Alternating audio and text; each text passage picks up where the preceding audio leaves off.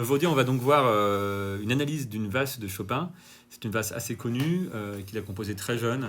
C'est parti de l'opus 69 numéro 2, c'est la deuxième de l'opus 69. Il l'a composée autour de 19 ans, ce qui fait donc 1829. Il est né en 1810 comme Liszt et Schumann. Liszt est né en 1811 et Schumann en 1810 aussi. Il y en a plein qui sont nés à cette période-là, Wagner aussi, etc. Par là. Donc, ce qu'on va faire, c'est qu'on va analyser ce morceau. Il l'a composé, elle s'appelle la valse de l'adieu. Alors on l'a appelée comme ça a posteriori, mais en fait, lui donnait pas de nom à ses valses en général, à ses œuvres. Ce qui fait que parce qu'on sait qu'il avait rentré une fille qu'il devait épouser, et puis en fait, ça s'est planté. Elle a pris un autre mec parce que c'était un mec musclé et tout, et c'était un pianiste. C'était un Tchad, un go muscu. Voilà. Et du coup, elle s'est plantée parce qu'elle aurait mieux fait. Alors, ses descendants auraient été plus riches. Et du coup, il a composé deux valses tristes. Enfin, voilà, de son état. La deuxième, c'est celle-ci. C'est en si mineur, voilà. Et la deuxième, c'est donc celle-ci, qui est en la bémol majeur. En fait, alors, bien sûr, le la bémol majeur va être voisin de certains tons, comme le fa mineur. Cette gamme, donc, elle est en la bémol majeur, ok. C'est ça. Cette valse est en la bémol majeur. Elle est en la bémol majeur parce qu'on a 4. Alors on a donc, hop là, allons-y. Voilà, très bien. On a donc, hop là, très bien. On a donc ces 4 bémols à la clé, qui donc nous indiquent je vous l'ai écrit en anglais, les amis, vous commencez à être familiarisés avec ça, A bémol majeur, pour la tonalité. Voilà. Et donc, vous connaissez certainement la règle pour trouver comment on fait ça. Donc, j'expliquerai une règle. Ouais. En fait, ce qu'on remarque, c'est qu'il n'y a pas de mi bécart quelque part qui se balade. Si c'était en fa mineur, il faudrait prendre donc le ton relatif, qui est donc 3 tons, un ton et demi en dessous, et une tierce mineure de la tonalité majeure, qui est donc la majeure. Et donc, on aurait donc fa mineur. Et pour ça, il faudrait qu'on ait un mi bécart, la sensible du fa. Je vous montre le la bémol majeur, vous voyez, et puis voilà. La septième, et puis donc si on le prend à partir de la note de fa, qui est donc la tonalité mineure relative. Voilà, et donc le truc c'est que la note là, on la augmente d'un demi-ton. Voilà, c'est ça. Et c'est pour ça que s'il y avait des mi bécards qui se baladent, on serait. C'est ça. Alors il y en a peut-être qui se baladent dans le morceau. Si ça module un peu, quoi. C'est ça. Mais on voit bien que dès le début du morceau, on voit bien qu'ici il n'y a pas de mi bécard. Et surtout, ce qui va nous indiquer la tonalité, c'est d'arriver à la fin. Et quand on arrive à la fin du morceau, on s'aperçoit que le dernier accord est un la bémol majeur. Ici, la, mi, do, et puis le la là-haut, ce qui nous confirme qu'on était bien en la bémol majeur. Ça c'est quelque chose de très important pour connaître les tonalités. Voilà. Voilà. Et donc, on voit donc qu'il y a plusieurs parties dans cette valse. C'est une valse qui est élaborée puisque il y a plusieurs parties. Il y a une première partie, on va vous la montrer tout de suite, avec ce thème ici, qui commence ici, où il y a beaucoup de chromatismes, on le verra plus tard. Tous les chromatismes, c'est-à-dire tous les demi-tons, qui sont vraiment... ici, on a encore un chromatisme ici, on a beaucoup de chromatismes. Alors, en termes de structure, peut-être, est-ce que... Est-ce qu'on pourrait la jouer un petit peu Voilà, avant. est-ce qu'on pourrait la jouer un petit peu avant Ouais, ok. Voilà. Je vais la jouer. Je ne sais pas à quoi elle ressemble, je suis un peu perdu. Alors, je vais la jouer. Je ne sais pas si je vais la jouer en entier. Vous voulez la jouer en entier ou... Au moins le début. Non, et puis voilà, c'est ça. On va jouer alors, ce qu'on va faire, c'est qu'on va jouer le thème. Le thème initial qui est très connu, puis il y a des développements, il y a 3 grandes parties en fait, et donc qui sont des parties qui vont augmenter en dramaturgie. Ce sont des parties qui vont en fait raconter une histoire avec ce premier thème que je vais vous jouer, qui ensuite vont raconter un épisode plus joyeux parce qu'il rappelle les souvenirs en fait certainement vécus avec elle. Puis ensuite on a le drame avec une partie pleine d'accords qui raconte un peu certainement le sentiment le plus profond de déception qu'il ressent. On verra. Je vous les jouerai les trois parties. Ce qui pourrait être intéressant, c'est qu'on annote où sont les parties, quoi. C'est ça.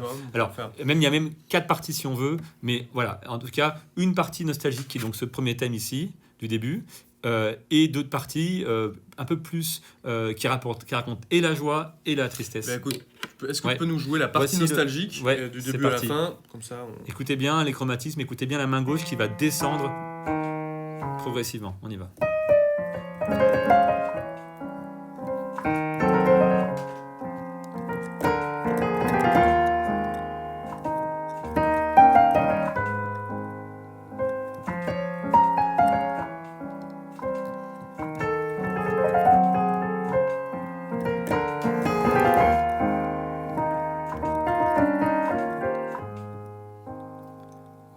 Ça, c'est le thème principal. Et donc, on voit bien on ne peut pas dire qu'il soit triste ou joyeux, c'est vraiment de la nostalgie. Et puis, on a, selon différentes versions, là, c'est l'édition posthume de... Vous voyez ici, c'est l'édition posthume, ça veut dire qu'elle a été faite, qu'elle a été publiée après la mort de Chopin, mais en fait, cette valse a été publiée de son vivant. Et là, Fontana, c'était son éditeur principal, qui était aussi un violoncelliste, pour lequel Chopin a composé une sonate pour violoncelle et piano. Et en fait, Fontana s'est occupé de republier les œuvres au plus proche des volontés de Chopin à sa mort. Il y a une anecdote qui est marrante, c'est que Chopin avait composé des œuvres pour piano dont il estimait qu'elles n'étaient pas dignes de son génie. Il faut voir le niveau, hein, quand il dit c'est hallucinant. Notamment la Fantasia Promptu, que je ne peux pas vous jouer ici parce que je ne la connais pas, mais c'est en fa dièse mineur. Et ben ça, il a décidé un jour où il n'était pas bien et il l'a mis dans la cheminée pour la brûler. Et Fontana, qui était dans le coin, l'a sorti du feu. Et voilà, un exemple de compositeur exigeant. Voilà, à méditer. Et donc, cette fantaisie... Pour prendre de la graine. Ouais, Fantasia Promptu est très connue, très jouée, pas facile, il y a beaucoup de... La main droite tricote beaucoup. Voilà. Et donc, du coup, pour revenir à ça, voilà. Écoute, il y a la partie que tu nous as jouée là. Si tu Je vous ai joué, peut-être la noter. je vous ai joué le thème principal qui va donc ici. Hein, qui nous fait donc, classiquement, on peut donc suggérer qu'il fait 16 mesures. On va compter ensemble. Et n'oubliez pas ici qu'on ne compte jamais. Ça, c'est ce qu'on appelle un départ en anacrouse. Donc je vais nettoyer un peu la partition. On va un peu nettoyer tout ça. Voilà, ça aussi on va le nettoyer. Hop. Voilà. Donc ce qu'on appelle un départ en anacrouse, c'est le fait d'avoir ici 2 notes ou quelques notes qui commencent mais qui ne font pas de mesure complète. Alors anacrouse, on va l'écrire. Je pense que on va l'écrire ici. Pardonnez l'écriture un peu. Anacrouse. C'est pas une portugaise qui s'appelle Ana Cruz, hein, ça n'a rien à voir. On peut appeler ça aussi, sinon, un départ en levée. En levée, c'est ça. Et donc, ici, la levée, on voit bien ce que ça veut dire, c'est que ça se lève avant de partir. Voilà, si vous voulez. Donc, voilà. Et puis, donc, là, on compte les 16 mesures à partir d'ici, de la vraie mesure. Et on va compter ensemble. 1, 2, 3, 4, 5, 6, 7, 8, 9, 10, 11, 12, 13, 14, 15, puis 16. En fait, on voit bien ici que ça, la moitié ici plus la moitié là, fait quasiment une mesure complète. Voilà. C'est souvent le cas quand c'est bien composé. Mais voilà, on avait vraiment l'idée de 16 mesures. Donc, on a donc 16 mesures. Le départ en anacrouse. Très bien, vous avez compris. Alors, ensuite, je voulais juste dire qu'on trouve dans les éditions, dans d'autres éditions, d'autres ornements. Par exemple, ici, on voit ici des ornements typiques de Chopin. Ce genre de truc-là, ces phrases, ces envolées. On en a encore une autre ici, là, hein, qui est très chromatique. Hein. C'est juste une montée chromatique. Regardez bien. Voilà, c'est juste une montée chromatique avec un petit ornement au début, et puis ça monte ici. Et puis on en a d'autres qui vont être beaucoup plus élaborés, comme par exemple, quand on va revenir sur le thème à la fin, ici, hop là, ici. Et on voit bien ici, c'est une montée... Voilà, c'est un accord diminué. Donc voilà, si on... Donc... Non, c'est l'autre accord diminué. C'est l'autre accord diminué. D'accord. C'est celui-là. Ok. Hein. En fait, on enchaîne les formes et on les fait en arpège, en gros. Voilà. C'est ça. Ah ouais, c'est ça, exactement. Il fait cet accord-là diminué. Voilà, l'accord diminué que vous connaissez bien, eh bien, il le fait en arpège. C'est ça. Donc ces genres d'ornements changent selon les éditions. C'est ça qu'il faut savoir. Donc voilà. Alors j'espère que vous avez compris. Après, ce thème se répète ici. Hein. Alors ici, on voit bien qu'il se répète. Hein. C'est la même chose. Hein. Ici ensuite. Souvent, pourquoi c'est pas juste une barre de reprise? Donc on pourrait avoir une barre de reprise ici. Ici, et tout recommencer, sauf que l'inconvénient, c'est qu'on n'aurait pas droit aux ornements qui sont là. Parce que du coup, il faudrait refaire exactement la phrase ici, qui est donc ici. C'est donc cet ornement ici. On aurait celui-là et pas celui-là. Donc juste pour un ornement, ils ont dû tout réécrire plutôt que de mettre une reprise. En fait, c'est l'idée de faire le même thème et dessus, on rajoute des variations. C'est ça. En fait. Ça s'approche, exactement. Ça s'approche beaucoup de ce qu'on va faire en impro jazz. D'ailleurs, souvent, ces phrases-là, dans des œuvres plus élaborées de Chopin, vont vraiment coller à des phrases jazz, à des ornements incroyables. Quand on écoute bien, c'est assez dingue. Notamment dans les études, dans les nocturnes, etc. Et du coup, est-ce que tu peux peut-être nous faire les 2 premières mesures, tu vois, avant l'ornement? Enfin, faire la version avec le premier ornement et faire la version avec le second ornement. Voir un petit peu très bien. Ce qui change. Donc, ici, alors, la pédale est importante dans Chopin. Ici, juste une précision, PED, ce n'est pas un gros mot, ça veut dire pédale, et ce n'est pas un gros mot non plus. Et donc, on est censé l'enclencher ici, et là, l'enlever ici, c'est le signal. En fait, en général, une pédale dans une valse va durer toute la mesure. Voilà. Après, il faut toujours faire attention à votre oreille. Parfois, Chopin ne marquait pas ces signes-là. Ça, c'est vraiment pour les pianistes qui veulent avoir une indication. La meilleure indication pour la pédale, c'est votre oreille. Si ça commence à trop frotter, par exemple cet ornement-là, donc celui-ci, dont on parlait tout à l'heure, cet ornement-là, si on garde la pédale, voilà, ça frotte beaucoup. On n'est pas forcément obligé de le garder, la pédale, bien qu'elle soit écrite. Donc c'est une indication principale, mais il faut vraiment faire attention à son oreille quand on fait de la pédale. Je vais vous jouer donc la version du premier ornement ici et la version ici. Donc on va prendre un peu avant, je vais prendre... voilà, je vais prendre ici. Tac. Et donc, ici pareil. Donc on y va. Je commence avec la levée, l'anacrouse, on a vu le terme, je commence avec l'anacrouse ici. C'est le début de la phrase et la fin de la précédente.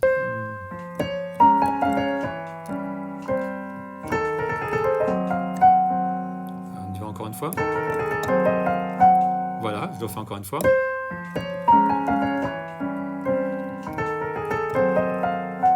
Voilà. Et puis la version ici, là, ça donne ça.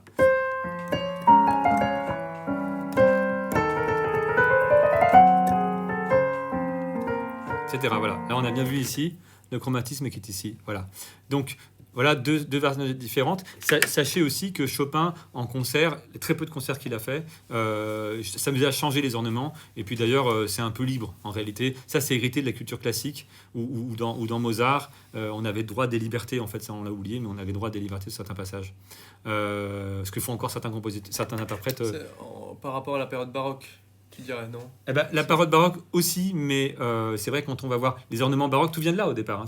Quand on a Bach, dans Bach, des ornements, des trilles, des machins, ça vient de là. Ça a été agrandi en musique classique parfois. Par exemple, dans les concertos de piano de Mozart, il y a une partie à la fin d'un mouvement, du premier mouvement ou du troisième, qui s'appelle la cadence, où le pianiste a le droit d'improviser ou de composer une partie différente. Donc il y a une grande part de liberté en réalité dans la musique classique, ça on l'a oublié. Mais donc, c'est une cadence, ça s'appelle du coup. Ça, c'est pas une cadence. Non, ce qu'on a ici. Quand on a le droit d'improviser, ça s'appelle une Alors, cadence. une cadence, ça signifie la fin d'un morceau, Ouais. de même que vous connaissez la cadence parfaite en do majeur. Voilà, une cadence signifie la fin d'une phrase. La cadence plagale, fa do, cadence parfaite, sol, do, voilà. Donc, une cadence, c'est la fin d'une phrase ou d'un passage. Et donc, la cadence, dans un concerto, c'est cette grande partie où il y a un trou et l'interprète fait ce qu'il veut avant de raccrocher les wagons à ce qui est écrit sur la fin. Et par exemple, dans le concerto numéro 20, en ré mineur de Mozart, qui était le préféré de Beethoven, il y a à la fin du premier mouvement ou du troisième, je ne sais plus, je crois que c'est à la fin du premier, il y a une cadence que Beethoven a composée, a écrite, et que beaucoup d'interprètes qui n'ont pas le courage d'improviser jouent la cadence de Beethoven sur le concerto de Mozart. Numéro 20 en ré mineur. Qu'un des meilleurs, selon Beethoven et selon moi aussi. Alors, il a suivi mon idée en fait. Bon, Il m'a copié. dit. Il m'a copié. C'est clair. Il était un peu sourdingue. Mais, donc du coup, on va donc passer en revue les différents passages de l'œuvre. Donc on a exposé tout le thème numéro 1 qui va donc jusqu'ici. On va déplacer ça. Qui va donc jusqu'ici. Hein, avec une subtilité harmonique qu'on verra ici très intéressante qui ouvre vraiment au jazz. On verra ça ensuite. Et là, ensuite, on va donc voir les autres parties. Et cette partie ici, qui pareil, hein, alors con anima, ça veut dire avec âme. Voilà, anima, c'est l'âme. Voilà, ça va être de l'âme. Donc voilà, c'est un peu...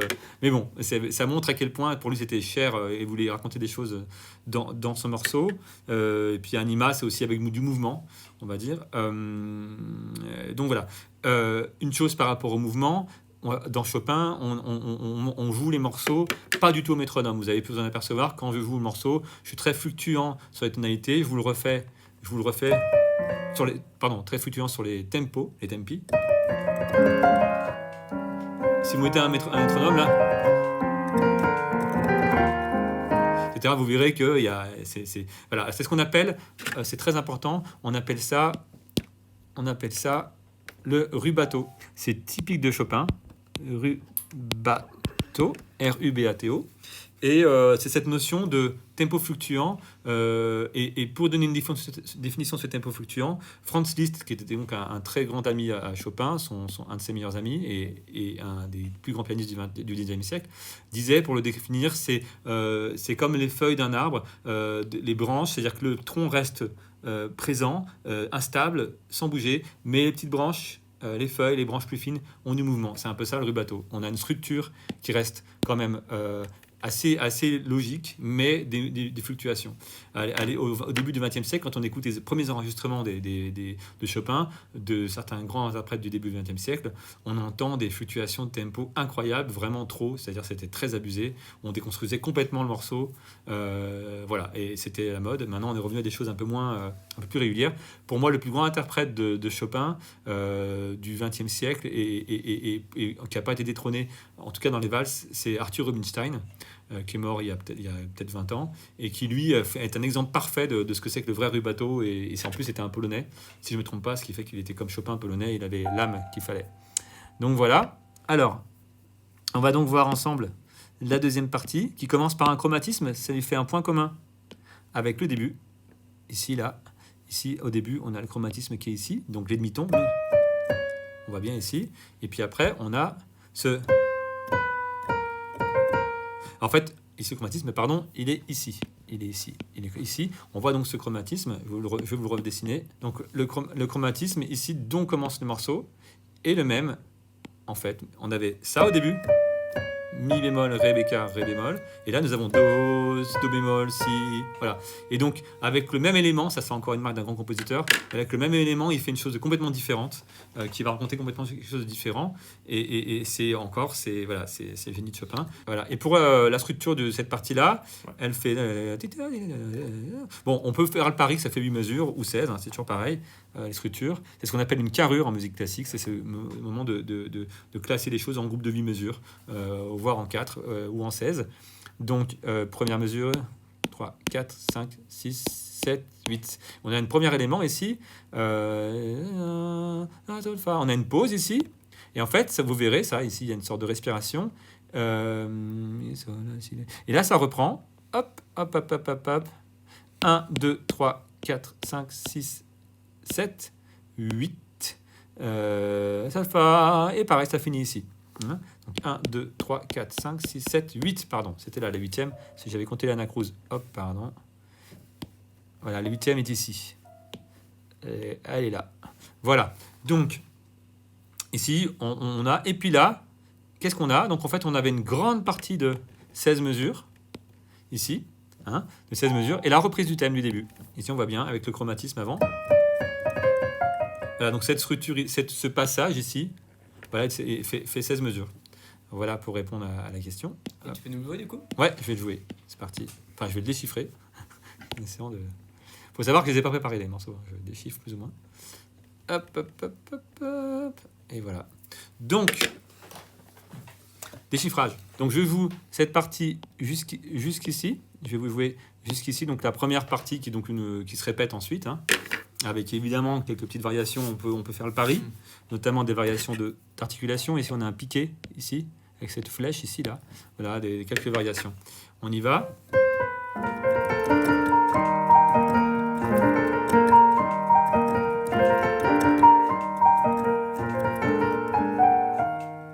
Avec cette petite phrase jazz à la fin, avec ce qui n'était pas volontaire. Vous avez compris que c'est ça la partie. Voilà, on a ce qui intéresse. Donc, je continue à analyser. Donc, ça, c'était la deuxième partie. On va voir sur la suite. Reprise du thème ici, du début. On va lui donner un nom. On va l'appeler thème A. On va le faire pareil ici. Thème A, c'est le thème principal. On a le thème B ici. Et donc avec sa reprise ici. Et puis, le thème A est repris. Il fait seulement 1, 2, 3, 4, 5, 6, 7, 8, 9, 10... 11, 12... Non, il fait bien 16 mesures jusque-là, avec un ornement chromatique ici, comme on a pu le voir, le même qu'avant. Voilà. Et puis ensuite, on a une partie qui, elle, est un peu comme la précédente, c'est la partie B, qui est un peu pareil, joyeuse. pareille, douce, qui rappelle certainement les moments vécus avec elle. Ça fait partie de la nostalgie, les bons moments aussi. Et qui est juste avant d'enchaîner sur une partie qui va être, elle, beaucoup plus dramatique. Là, inattendue. Mais ce qui est très beau, c'est que c'est inattendu, mais ça surprend, ça choque jamais. C'est comme avec Mozart et les grands compositeurs. Alors, la suite, donc la deuxième partie. Donc, je vais faire celle-là. Elle fait donc, pareil, elle doit faire 16 mesures. Oui, alors, peut-être même plus. 1, 2, 3, 4, 5, 6, 7, 8, 9, 10, 11, 12, 13, 14, 15, 16 mesures. Elle fait bien 16 mesures. Voilà, je vous la fais.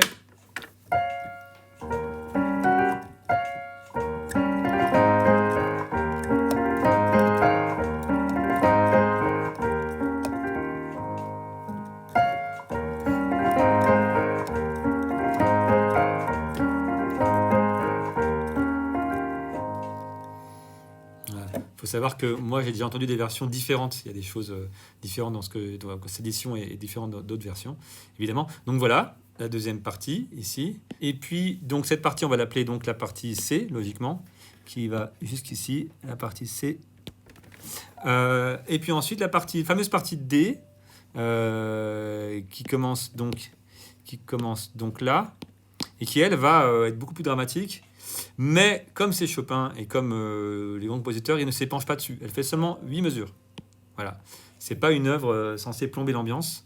Mais il évoque ce passage-là. On a un poco a poco crescendo, qui veut dire augmenter le volume petit à petit. Crescendo en italien, c'est croître. Voilà. Et l'inverse de décrescendo, qui est donc descendre le volume. Et donc voilà. Donc on a la volonté de Chopin de faire quelque chose qui va commencer très doucement et qui va donc s'augmenter en volume. Pareil, j'ai d'autres versions dans ma tête. Voilà. Je vous la joue.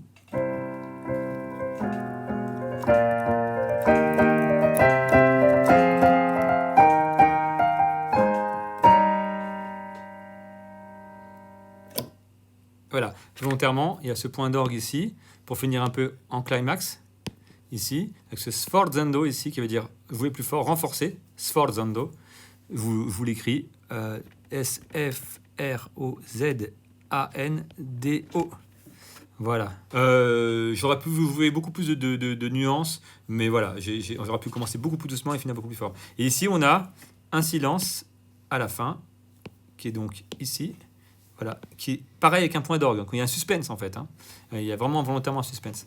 Comme je vous l'ai dit, il y a une partie avec des septièmes. Donc je fais la partie avec les septièmes qui tombe un peu plus sous les doigts et qui est en plus tendue avec les rapports on a des rapports de triton dans ce passage-là, par exemple ici, etc. Ou à d'autres endroits, comme par exemple ici, où on va avoir le la bémol à la place du fa. À la place du fa, on a un la bémol ici, et ré, on a un triton, qui vont ajouter de la tension, triton qu'on connaît bien dans le jazz. Et hop là, je vous le fais de mémoire un peu avec les septièmes.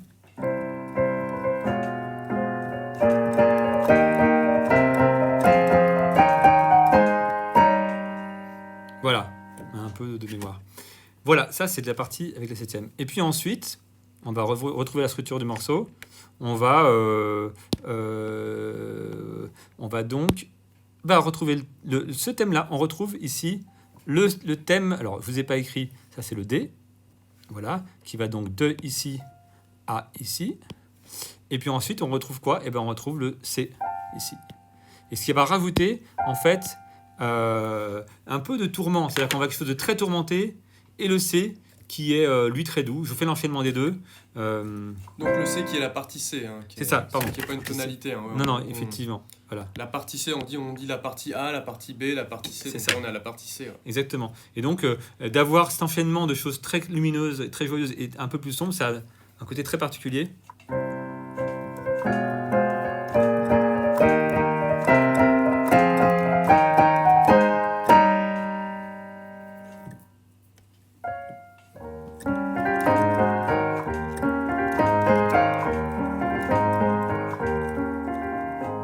Voilà, qui sont de parties en soi très éloignées et pourtant qui marchent très bien.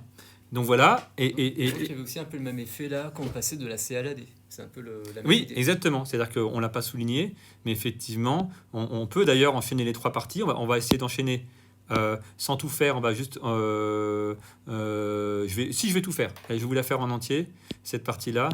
Hop, je vais vous faire donc la partie C, suivi de la partie D, suivi de la partie C. Et donc, ce moment un peu tendu, décontracté, tendu, décontracté, et puis toujours avec ce suspense au milieu, où vraiment, en fait, si vous voulez, si vous écoutez vraiment bien le morceau ici, vous attendez pas du tout à ce qu'il y ait ça. Et le but, c'est de ménager le suspense avec le point d'orgue. Point d'orgue, ça veut dire qu'on attend le temps qu'on veut, ici. Je vous le fais proprement. Le point d'orgue, c'est donc ces trucs-là, qui veut dire, vous avez le temps. Voilà. Et donc, c'est ménager son effet. Alors, en fait, c'est le suspense avant l'heure, avant le cinéma. Donc, on y va. Je commence sur la partie C.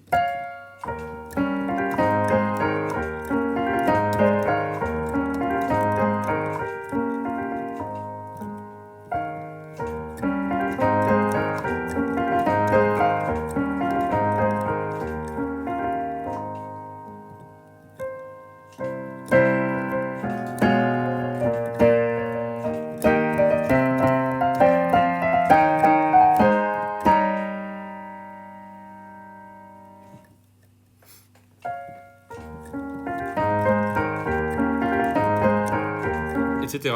Alors, pour les petites fausses notes, il y en a, vous inquiétez pas, mais je déchiffre. Donc, et puis, je déchiffre. Donc, c'est pour ça qu'il y a des petites fausses notes. L'important, c'est qu'on comprend bien l'enchaînement. C'est ça, on comprend bien. L'important, c'est que vous compreniez bien la structure du morceau. C'est le principal. On fera peut-être des cours de piano différemment plus tard. Alors, ensuite, on a la partie C ici, qui va durer certainement, j'imagine, pour pas que le morceau soit trop long, 8 mesures, pas plus, j'imagine. On va essayer, on va voir, ou peut-être même plus. 1, 2, 3, 4, 5, 6, 7, 8. Ah, bah tiens, surprise, la partie D qui revient. Donc quand même, il s'épanche beaucoup sur... il raconte quand même le mélange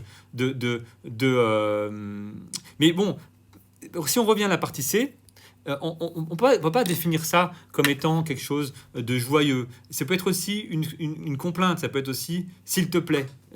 Moi, j'entends beaucoup ça, j'entends...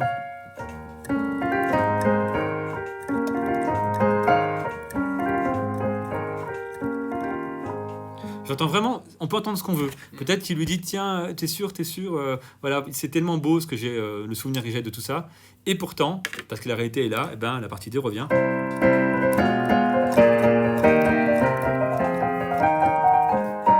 Voilà, etc. La partie D a une subtilité, comme vous voyez ici, c'est qu'il y a un accent sur le deuxième temps, qui rajoute, alors j'ai fait une des fois où je voulais jouer, je ne l'ai pas fait tout le temps, je vais essayer de le faire un peu, qui va déstructurer un peu le côté valse et va rajouter encore un peu au côté dramatique. Un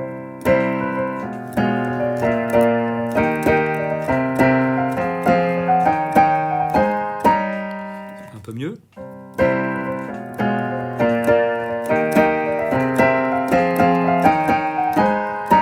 Voilà.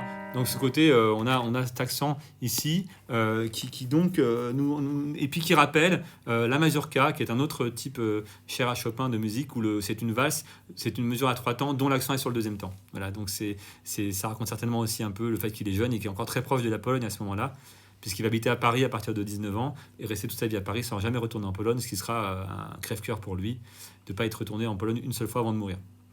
Et puis donc, il a souhaité que son cœur soit emmuré dans la cathédrale de Varsovie, quand il est mort. Voilà, et donc ensuite, on revient à la partie C. Hop là, désolé, il est parti. Super.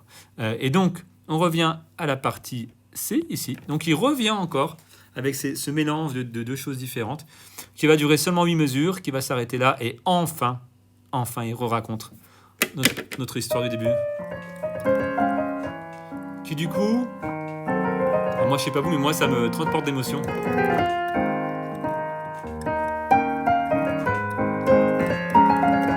Avec le diminué ici. Je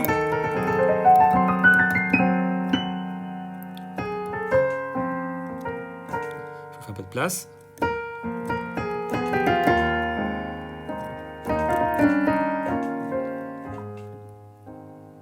Voilà, ça c'est la grande classe, c'est de finir simplement après avoir dit tout ça. Voilà, donc c'est un chef-d'œuvre de Chopin. Donc, est-ce qu'on n'irait pas à l'analyse harmonique? Allez. Allez, Moi, ça me va. c'est parti. Donc, alors, ce morceau, il est difficilement analysable en prenant des concepts purement théoriques et bêtes et méchants. Il faut aller un peu dans l'esprit du compositeur et c'est super intéressant d'aller plonger dans sa manière de composer. Faut savoir que Chopin était un immense pianiste, était un grand improvisateur et certainement, c'est pas impossible qu'il ait composé ce morceau en improvisant. Ce qui nous indique ça, c'est la main gauche. La main gauche, ici, elle fait quelque chose de très simple, c'est-à-dire qu'elle va, si on prend que les blanches, c'est une descente. Il n'y a pas vraiment de vas-y, quel accord je vais faire, comment je vais renverser. Toi, peut-être chaque blanche. Ouais, ici, on a vraiment,